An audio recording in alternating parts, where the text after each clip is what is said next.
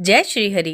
कल्पना कीजिए एक ऐसा महीना जहां सिर्फ सुबह उठकर गंगा में डुबकी लगाने से राजसूय और अश्वमेध जैसे महायज्ञों का फल मिल जाए, जहां 7 जन्मों के पाप एक झटके में जलकर राख हो जाएं और मोक्ष के द्वार आपके सामने खुल जाएं।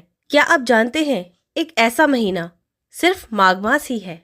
और आज हम बात करने जा रहे हैं माघ मास महात्म्य के 20वें अध्याय की, जहाँ वेदनिधि ऋषि महर्षि को बताते हैं कि माघ स्नान क्यों है सबसे शक्तिशाली तप, सबसे बड़ा दान और सबसे आसान मोक्ष का रास्ता।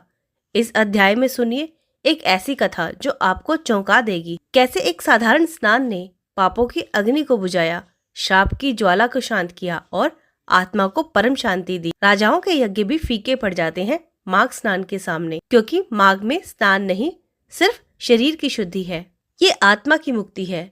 ये वो अमृत है जो पापों को जड़ से उखाड़ फेंकता है। तो तैयार हो जाइए, आज का ये अध्याय आपके जीवन में एक नई रोशनी लाएगा।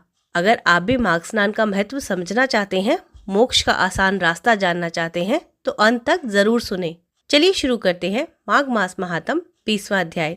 19वें अध्याय में हमने पढ़ा था कैसे गंधर्व कन्याओं को ऋषिपुत्र ने श्राप दिया और कैसे गंधर्व कन्याओं ने ऋषिपुत्र को श्राप देकर पिशाच बनाया, और उसके बाद वहाँ पर लोमश ऋषि और वेद निधि जी उनका उद्धार करने के लिए आए। तो श्री हरि के चरणों में ध्यान लगाकर कथा में प्रवेश करते हैं।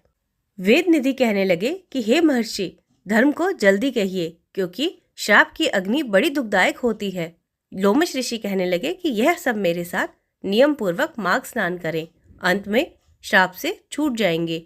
मेरा यह निश्चय है, शुभ तीर्थ में माघ स्नान करने से शाप का फल नष्ट हो जाता है। 7 जन्मों के पाप तथा इस जन्म के पाप माघ में तीर्थ स्थान पर स्नान करने से नष्ट हो जाते हैं।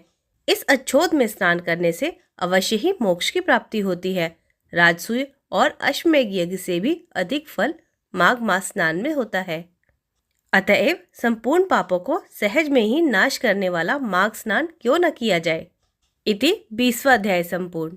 यदि आपके जीवन में भी कोई कष्ट बाधा है, तो माघ मास में किया गया एक पुण्य कर्म आपका भाग्य बदल सकता है।